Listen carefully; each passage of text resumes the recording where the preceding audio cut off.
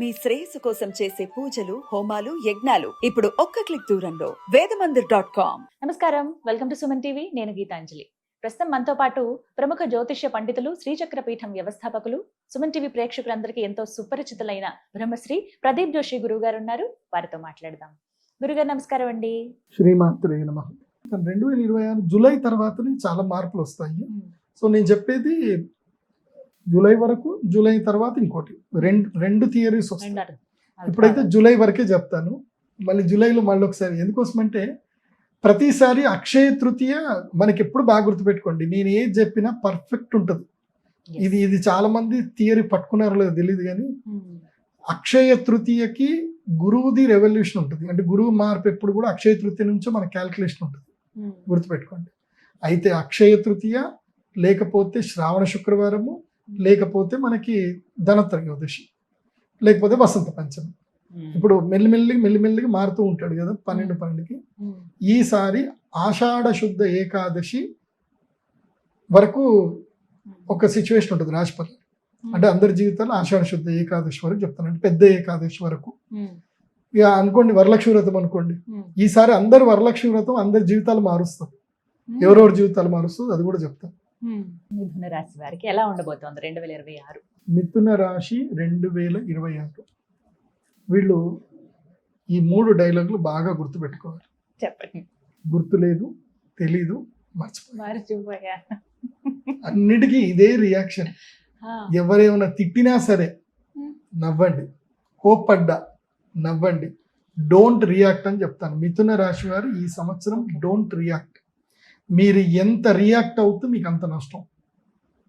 తిన్నామా, పడుకున్నామా, తెల్లారిందా. మిథున రాశి మీ డైలీ రొటీన్స్ పని చేసుకోండి. తిన్నామా, పడుకున్నామా, తెల్లారిందా. ఎందుకు నేను ఇంత క్లియర్గా చెప్తున్నాను అంటే, మిథున రాశి వాళ్ళకి ఈ సంవత్సరం అహంకారం బాగా వస్తుంది. విపరీతమైన అహంభావం పెరిగిపోతుంది. అహంకారం మిమ్మల్ని కిందికి పూర్తిగా దోచేసి తొక్కి పెట్టేస్తుంది. మీకు శత్రువు ఎవరో కాదు, మీకు మీరే శత్రువు. అంతే. కాబట్టి మిథున రాశి వారికి ఈ సంవత్సరము అంతగా బాగా లేదు. ఓకే, కాకపోతే ఒక్కటి మంచిగా ఉంది. ఏముంది అని అంటే, ఖర్చులు బాగా జరుగుతాయి, విపరీతమైన ఖర్చులు అవుతాయి మిథున రాశి వాడికి. సో నిన్ను నమ్మిన వాళ్ళకి నువ్వు డబ్బులు ఖర్చు పెట్టాలి. ఇప్పుడు మా సుమన్ సార్ ఉన్నారు, కష్టపడి పని చేసిన వాళ్ళందరినీ పిలిచి ఏం చేస్తారు, ఆయన ఇస్తాడు. పని చేసిన వాడికి క్రెడిబిలిటీ ఇస్తాడు, గుర్తింపు ఇస్తాడు. దానివల్ల వాళ్ళు ఆయనకి కంచగా నిలబడతారు, అండగా నిలబడతారు కష్టం వచ్చిన. అందుకే నీ జీవితంలో నీకు ఎవరెవరు సహాయపడ్డారో వాళ్ళందరికీ రుణాలు తీర్చేసి. అండ్ పెళ్ళిళ్ళు ఏమైనా ఉంటే పెళ్ళిళ్ళు చేయండి, పెళ్ళిళ్ళు ఏమైనా ఉంటే చేసుకోండి. నీ అహంకారం మొత్తం పోతుంది. పెళ్లి చేసుకున్నవాడికి అహంకారం అంతే కదా. జీవితంలో అహంకారం అంటే అవునా, అది ఎలా ఉంటుందండి అట్లుంటుంది అనమాట. కాబట్టి పెళ్లిళ్ళు చేసుకోండి. మిథున రాశి వారికి ఈ సంవత్సరం పెళ్లిళ్ళు కలిసి వస్తాయి. ఎందుకోసం అంటే, అది మాయాబజార్ సినిమాలో చెప్తారు కదా, ఆసనే పుత్ర పీడాస్తు, శయనే భర్తృపీడనం, భోజనే బంధు పీడాస్తు, త్రిపీడాస్తు నిశ్చయం అని అన్నట్టుగా 3 పీడ వస్తాయి. ఎందుకోసం అంటే మిథున రాశి వారికి ఏలినాటి శని ఇంకొన్ని రోజులు అయితే ప్రారంభం కాబోతుంది. కాబట్టి వృషభ రాశి వారికి ఏలినాటి శని ఉన్నా కానీ వాళ్ళకి అంత ఇబ్బంది అయితే కాదు. ఎందుకోసం అంటే వాడి గురువు బలంగా ఉన్నాడు, జూలై వరకు బలంగా ఉన్నాడు. కాబట్టి మిథున రాశి వారు ఏంటంటే, మీకు శని మంచి లాభంగా ఉన్నాడు కాబట్టి నమ్మకమైన వాళ్ళని ఎంచుకోండి, దగ్గర పెట్టుకోండి, టీం తయారు చేసుకోండి. అట్లాగే కన్స్ట్రక్షన్ బిజినెస్ లో ఉండేటువంటి వాళ్ళకి మిథున రాశి వాళ్ళకి కలిసి వస్తుంది.